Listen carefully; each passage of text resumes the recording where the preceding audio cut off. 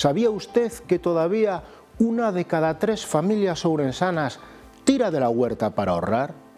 ¿Sabía que pese a que cada vez son menos los que cultivan y hacen matanzas, Ourense sigue siendo la provincia gallega que máis apuesta por el autoconsumo? ¿Sabía que os grelos e os chouriciños da casa proporcionan un aforro de 45 euros ao mes e máis de 500 ao ano? Y por otra parte, ¿sabía usted que la justicia ha paralizado el intento del alcalde de desalojar a los placeros el 9 de enero? Las preguntas que usted se hace cada mañana también nos las hacemos aquí. Las respuestas en 15 segundos arrancan Portada.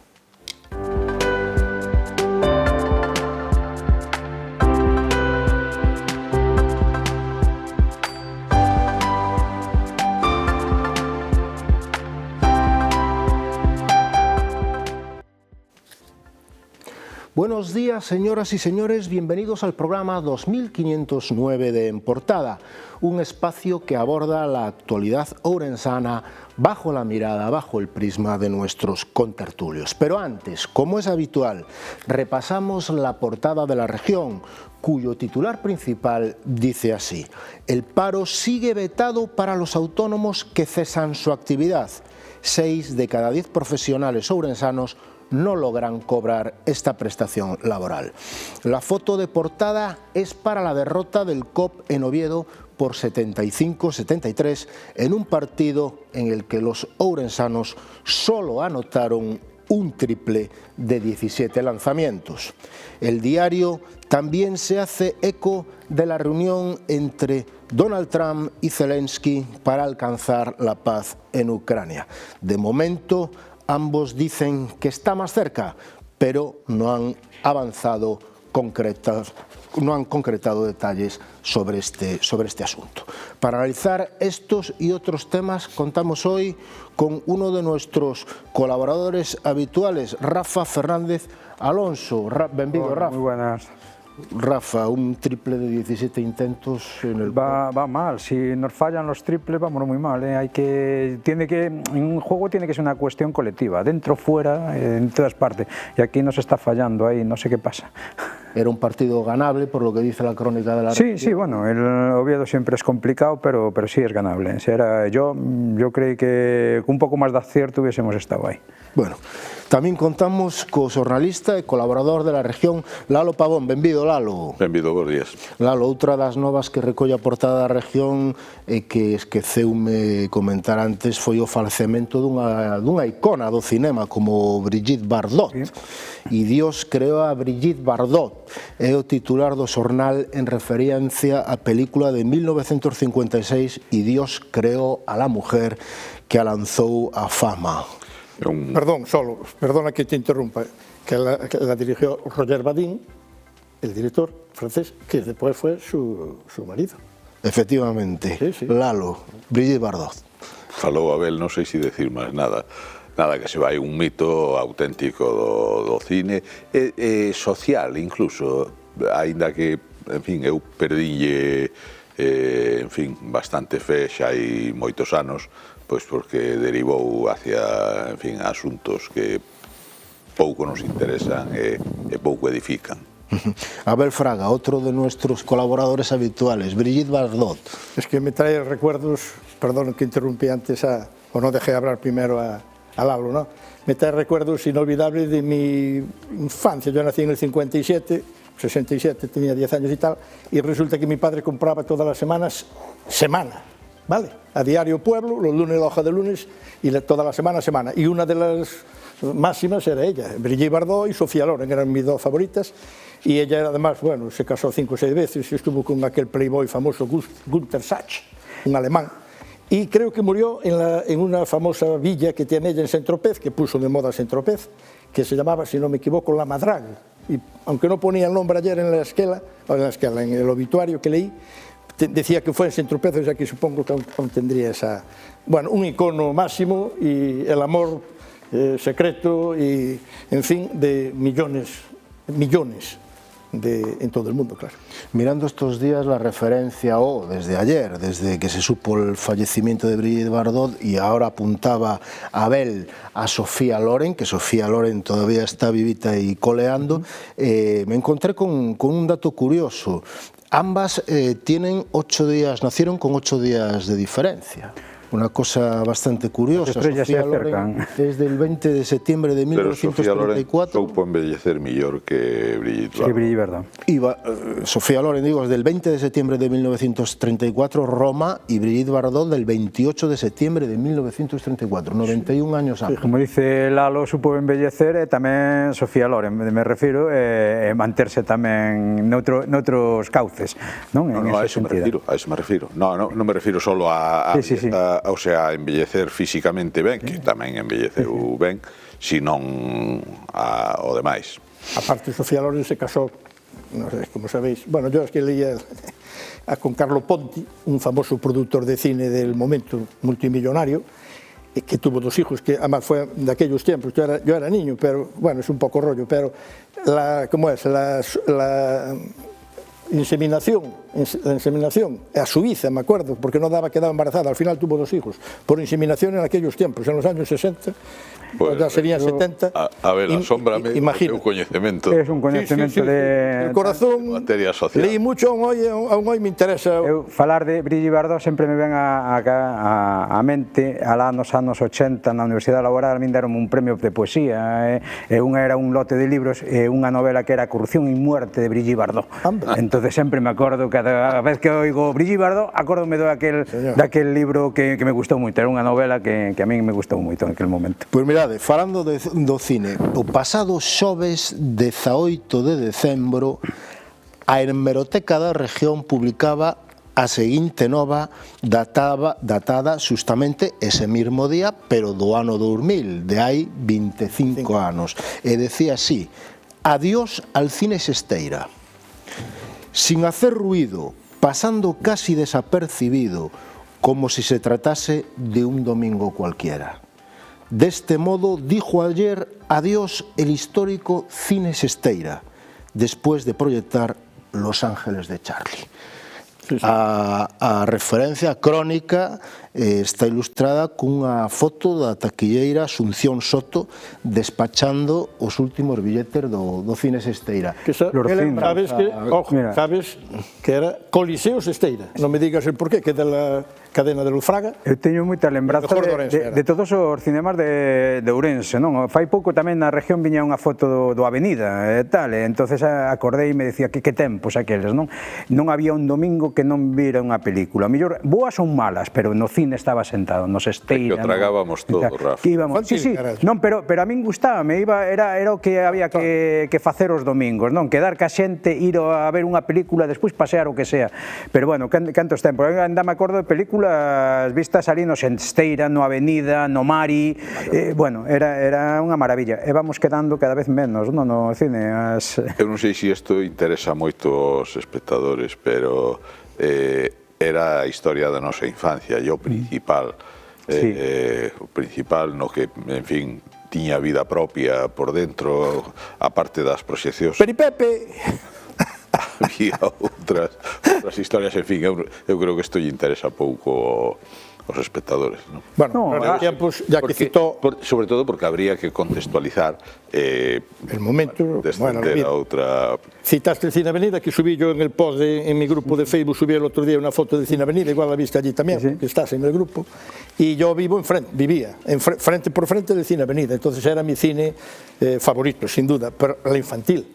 Porque tú estabas hablando cuando tal y después iba a dar una vuelta, tú ya hablas de mozo. Estás hablando cuando tenía 16, 17 años. El infantil de las 3:30, en la sesión de las 3:30. El horario concreto del Cine Avenida era 3:15, 5:15, 7:30 y 10:30. Eran los cuatro pases que tenían, y la infantil, bueno, la de caballos, la de vaqueros, la de, yo qué sé, de romanos, era la mayoría, que alguna la veíamos 2 y 3 veces, y acabo. Al principal, la verdad que debí ir solo 2 veces, porque me queda la otra punta. Pero en la Avenida aún se sigue viendo los carteles y los que pasas por allí. Tiñas unha economía máis saneada. Sí. Pues sí. No, bueno, antes ir al cine te permitía ir y tal, no como ahora. Tienes razón. Y tal. De todas formas digo que... Íbamos da aldea, mirábamos máis ese asunto. Hoy mismo pasas de donde estaba la avenida, donde aún sigue estando, y aún están los carteles colgados de las últimas películas. ¿Sabes lo que va ahí? No lo sé, pero vamos. Sí, ya, pero vamos, digo que a mí pero me sigue gustando más en la avenida que cualquier otra tienda, ¿no? Igual que el principal, cada vez que paso por allí, bueno, habrá una tienda muy grande, pero para mí es el principal. El Losada, el Losada. Ahora no, es que hablaba del principal y el aceitunero que estaba delante va a comprar las aceitunas para ir a tomar. En el principal colaboró Lalo Pavón desde el puesto que tenía para ayudar a que hicieran lo que hicieron, que se recuperó, no se permitió la piqueta, no sé a quién se le iba a vender, o estaba medio vendido, y entre otros, por supuesto, Lalo Pavón, más compañeros de la región, fue uno de los baluartes para que eso fuera lo que hoy es, desde hace 20 y tantos tamén. 35, si no ano 91 foi. Bueno, 34 años. Inaugurou no Daniel Barata sendo conselleiro de Cultura. E presidente da Diputación, bueno, en el 91 ya era Baltar. Baltar. Sí. Estamos nostálgicos, estamos en una cosa... Pues cambiando de película, Rafa, cambiando de película, la cifra de hogares ourensanos que cuenta con alimentos de producción propia toca mínimos históricos, son el 35% de los hogares, uno de cada 3, según publicaba hace unos días La Región. Hace 2 años eran prácticamente la mitad de las familias las que se abastecían de productos de casa, por lo que esta práctica está en caída libre. Así lo dice la enquisa estructural a fogares de 2024, la última publicada. Pero aún así, Ourense es la provincia gallega que más tira de la huerta y de la matanza para ahorrar. El ahorro medio es de 45 euros al mes, 540 euros al año. Los productos de la huerta, carne de cerdo, el pollo y los huevos, la fruta y el vino figuran entre lo más producido por los ourensanos en casa. Ourense resiste.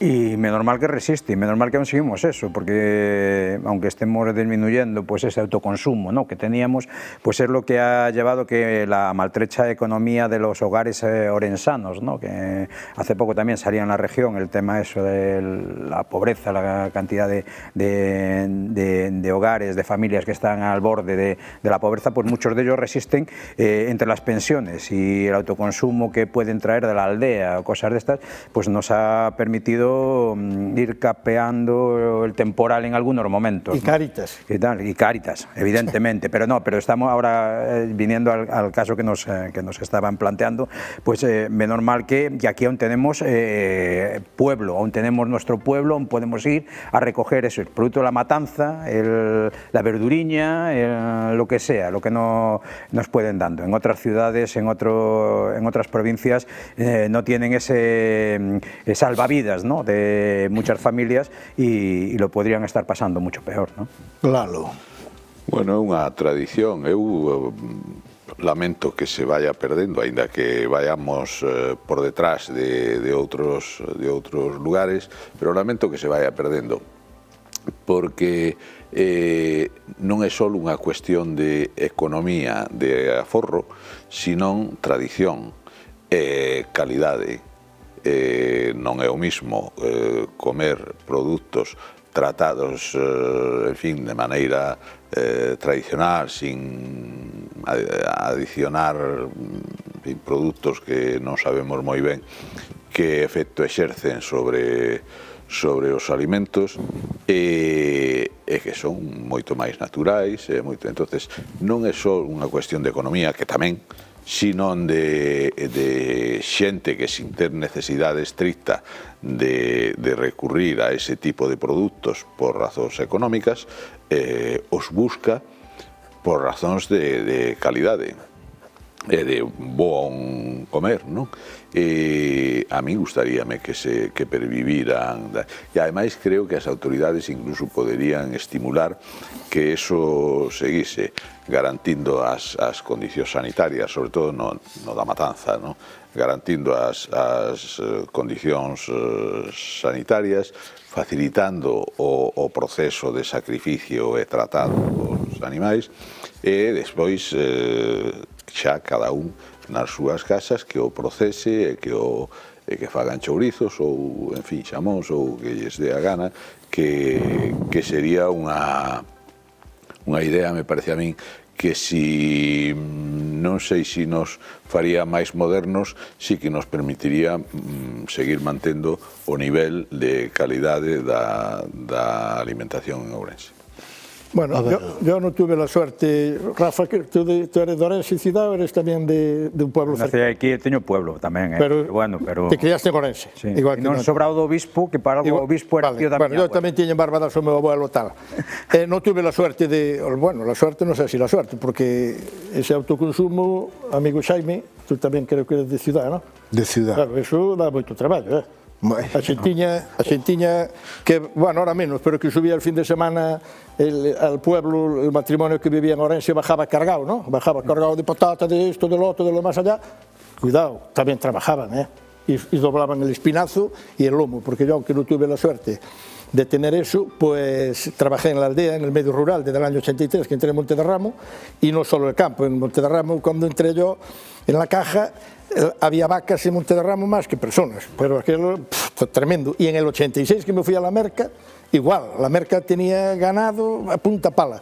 Hoy no ves una vaca, bueno, en Montederramo creo que algunos aún se verá. Pero, a ver, non é cuestión de traballo, sino de satisfacción de ter o teu produto. Que te entiendo, pero tú por ponerte a ti, tú sigues y matando también, pero bueno, ya compras el cerdo y lo acabas de... sigues haciéndolo. Bueno, pues es como se hace ahora. No, se coge el cerdo muy tal, casi medio eso, y no sé si de un mes, el último mes o mes y medio, se le da el producto, bueno, que vosotros estiméis oportuno, pero si sigues achando y sigues cultivando, comes efectivamente de maravilla, pero te sale do lombo. A ti y a quien te ayude, te imagino a tu mujer o a tus hijos, o a quien sea. Cada vez menos se va a perder todo, como se pierde la gente que vive... Teño que arreglar a finca e cuidala. Bueno, pues claro. Tanta xente se jubila e volve. Yo tengo mucho, bueno, muchos no, tengo bastantes en Comandita con mi familia, que heredamos con mis primos, en fin, de mi abuelo en Barbadas, que está bien cerquita, y tengo fincas y fincas. Pero no hay ni un solo de los primos, somos 15 o 16 primos, que, bueno, ya mi padre ya murió, que hubieran tirado por ese lado de ir a cultivar allí o de ir a hacer. Hombre, los que estáis acostumbrados, que lo tenéis de nacimiento y lo visteis toda la vida, pues lo mantenéis. Pero, por ejemplo, Rafa, dudo mucho que el Rafa haya tropecientos años que no vas a sachar, si es que alguna vez sachaste. Puse unos tomates en puerta y poco más. ¿Por qué, amigo? En fin, es una pena, pero es la realidad. Sí, lo que dice Abel pues también tiene su lógica, ¿no? Las nuevas generaciones pues o no tienen la costumbre o... No tienen la costumbre y no tienen el tiempo también, porque ahora estamos en otras dinámicas de trabajo y de cosas, de un montón de cosas que nos impide estar. Antes se vivía en el pueblo y tenías la casa y la huerta al lado de tu casa, entonces aunque podías hacer otras muchas cosas... Disculpa de mal pagador, tiempo hay. Que todo lo que sea, pero es lo que digo, ¿cuántas personas después de jubilarse vuelven a la huerta y no sé qué? Porque ya tienen ese tiempo. Pocos. No, yo conozco a varios, pero pocos. Pero o argumento do traballo, en fin, é algo feble, porque non acudimos a traballar polo esforzo que hai que facer, pero matámonos no ximnasio. Quen se mate? Bueno, moita xente, están todos feos, crossfit, tal, aquí alrededor hai varios sitios, están cheos de xente que vai a esforzarse moito máis que farían... Hai que poner moda. Yo esta mañana hice 11 kilómetros. O lanzamento do sacho, non? Efectivamente. Esta mañana hice 11 kilómetros, 11 kilómetros, pero no es lo mismo hacer 11 kilómetros como voy yo, andando, a buen ritmo, no voy de paseo, voy a ponerme a echar las patatas, a poner las verduras, a hacer los tomates, a criar al cerdo, a darle de comer, a limpiar la cuadra. Bueno... Falaba de ti, Abel. No, digo en general, no. Yo hablo de mí, me pongo en primera persona, pero como yo, la inmensa mayoría de los de ciudad, la inmensísima mayoría, empezando por Rafa, no. É un pouco un contrasentido, non? Porque hai agora unha tendencia clara a eliminar os ultraprocesados, incluso dentro do goberno. Hai datos de que a obesidade, incluso xa dende por unha mala alimentación, datos cada vez máis grosos, nunca mellor dito, sobre obesidade infantil. Por outra banda, hai unha posta en valor do produto de proximidade, o que lle chaman kilómetro cero. A xente paga auténticas barbaridades por ir xantar e cear aos grandes restaurantes Michelin, produtos que Ourensán ten na súa horta, no seu tal. É un pouco un contrasentido, non? Sí, pero ese, digamos, un aspecto que se sai un pouco do que estábamos falando, non? É o sibaritismo e é, digamos, unha cultura distinta. Vivimos nun mundo no que pesa as mensaxes dos grandes actores mundiales de comunicación, de publicidade, de lanzar mensaxes a través dos medios de comunicación e das redes que atenden aos seus propios intereses, e aí teñen pouca cabida todo eso que estabas metendo. O das estrellas Michelin eu non o metería no das tradicións.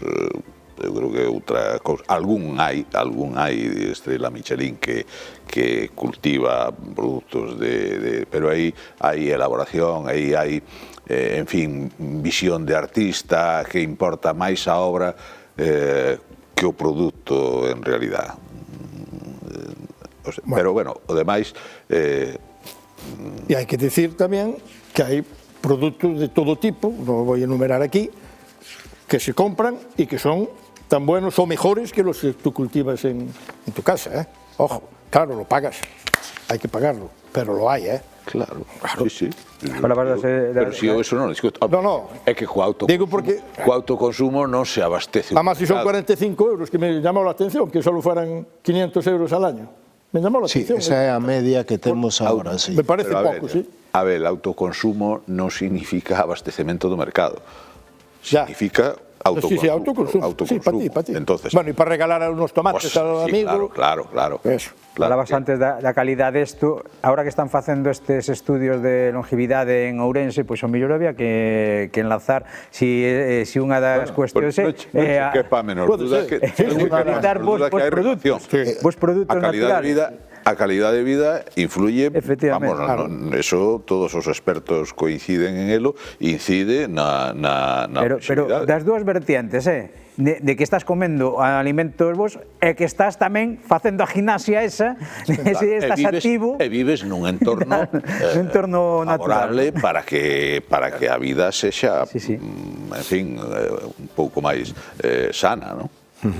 E falando de produto de proximidade, falando de calidade no produto, estes días a Praza de Abastos ou o Mercado da Alameda era un ir e vir de xente, non sei se fostes por ali os días previos de Noiteboa, que lo estaba absolutamente a reventar, non? Costa pensar que eso poida desaparecer. A min eu estaba eses días por aí, decía, como é posible que a cantidad de xente que estaba ali mercando produto, que isto poida desaparecer. Bueno, de entrada, a Xustiza frenou o desaloxo dos placeiros do Mercado da Alameda que intentou o alcalde. O xulgado admitiu a trámite as medidas cautelares e impediu ao Concello executar o traslado forzoso que tiña previsto para o 9 de xaneiro. Rafa. Pois a verdade é que costa imaginarse un Ourense sin plaza, non? Un sitio tan cercano que moitos pasamos por ali, e moitos, tanto cando estaba no sitio original como agora, non? Esos produtos de proximidade, non? É todo que leva ao redor, non? Bueno, a verdade que tamén, por unha parte, como ourensano, pensas que ese espacio público que teña que volver a estar e tal, pero tamén non se pode decir así de día de golpe, hai que marcharse e acabouse, non? Habrá que chegar a un acordo, habrá que buscar as condicións para que podan volver ao seu sitio que lle corresponde, que é a plaza, por das dúas partes, por da súa parte, non? Para chegar, para que os orensanos podamos poder continuar en esa situación. Ahora, decir, o día 9 tens que marcharse, hombre, me parece moi precipitado, ou que de repente cerrar aí, marchar a un sitio onde ainda non está datado, ou que non haya hai que chegar a un acordo. Eu creo que todos queremos que dunha vez ese espacio volva a estar libre e que os placeiros volvan ao seu sitio, pero cunhas condicións e que a cousa se faga pois ben programada e ben puesta, non como se pretendía en este momento. Lalo. Bueno, ao dictado de medidas cautelares caía de libro, tal como, en fin, como funciona isto. Simplemente un recurso ao sentido común, que o que pasa é que como no Concello non se aplica nunca xa desde hai anos, pois parece unha cousa extraña, non? Pois as medidas cautelares un principio de defensa ante un posible daño que despois non se pode restañar. A min, tú decías que costa imaginarse, a min costoume moito tempo imaginarse e ainda non o teño asumido que a Plaza de Abastos este na Alameda. Moito. O principal sitio de disfrute que ten a cidade de Ourense está ocupado por unha superficie comercial, porque é de veciños, é de... Eu son un firme defensor da Plaza de Abastos, é usuario dende hai moitísimos anos, pero ten un sitio espectacular, absolutamente, que é o que deben ocupar os placeiros e tal. Pero dito eso, cando se decide facer a reforma, que ademais é un enclave con historia turbia no das reformas e no das tal, porque, en fin, vamos xa outra vez con cousas do abuelo Ceboleta. O desaparecido Pepe Perla, Pontino de Pro, como Abel, pois xa había levado a cabo un proxecto de remodelación da Plaza de Abastos e incluso se habían feito unhos postos provisionais debaixo da Alameda, onde se vai agora hacia Villavalencia, para albergar os postos da plaza mentras se rehabilitaba. Estaba falando do ano 91 tamén, ou 92.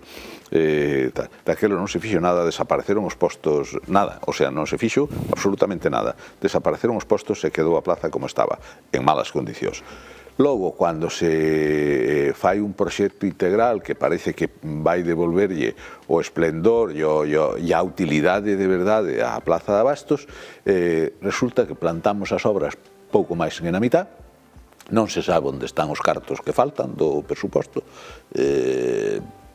non sei. Aínda así, aparece un acordo entre a Xunta de Deputación e os propios placeiros para terminar as obras e poder irse para ali, pero o alcalde non quere. É evidente que o alcalde quere outra cousa, que non son os placeiros e non o poñer diñeiro para acabar a Plaza de Abastos. O sea que dá a impresión que quere outra historia que non ten que ver ca Plaza de Abastos tal como a concebimos.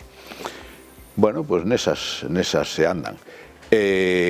Ao marxen do final que se logre, dá a impresión de que a xusticia vai prestar algún tipo de amparo aos placeiros.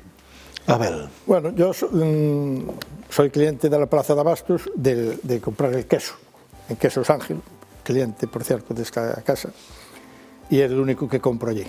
Te tengo que decir, porque tú no eres de Orense, que hay muchos sitios en Orense con un producto de cercanía o de proximidad extraordinario, sin ser la Plaza de Abastos. Quiero decir, porque cuando se habla de la Plaza de Abastos, yo tengo amigos comerciantes, pequeños comerciantes que se dedican a esto y tal, y dicen, coño, parece que solo existe la plaza. No, en Orense hay muchos sitios al margen de la Plaza de Abastos. Abel, a miña abuela vendía polos na Plaza de Abastos de Ourense. Bien. Dígoche porque che falta o mellor ese dato. Ajá, sí, sé que tus abuelos eran de aquí. Mi abuela vendía polos na Plaza de Abastos de Ourense. Sí, y mi madre compró muchas veces en la plaza en aquellos tiempos, pero quiero decir que no solo existe la Plaza de Abastos para comprar, y que, ojo, y yo defiendo también, yo compro en un supermercado que se llama Gadis, tiene un producto fantástico, pero te lo fantástico. Non sei se máis caro, pero é outra historia. É outra historia, pero é fantástico tamén. Non se pode, de feito, eu nunca comprei carne, por dicir, ou pescado na Plaza da Abastos. Eu, non sei tú, eu nunca comprei. Eu sí. E donde a compro, te garantizo que é extraordinaria. En fin, que lleguen un arreglo, perdón, que se me olvidaba, tienen que llegar, como dijo Rafa y Lalo tamén, hai que llegar a un acuerdo que sea bueno para todos. Para ir rematando, xa que estamos casi fora do tempo, Rafa, un pequeno titular, un pequeno... Pois esperemos que co ano que ven, que o ano que empeza dentro de pouco, pois teñamos plaza, teñamos produtos de proximidade e que todos milloremos na vida de Ourense. Lalo. Pois abundo no que dice Rafa e ademais que todos os ourensáns teñan un 2026 feliz e cheo de gratos acontecementos. Pois eu deseo un feliz año 2026 a todos e non pido nada máis que tengamos todos salud, mucha salud. Pois hasta aquí en Portada, non esquezan que poden seguir minuto a minuto o que ocorre na nosa cidade, na nosa provincia, na web da región, laregion.es. Agárdoles aquí mañán ás 11:30 horas. Moitas gracias por seguirnos.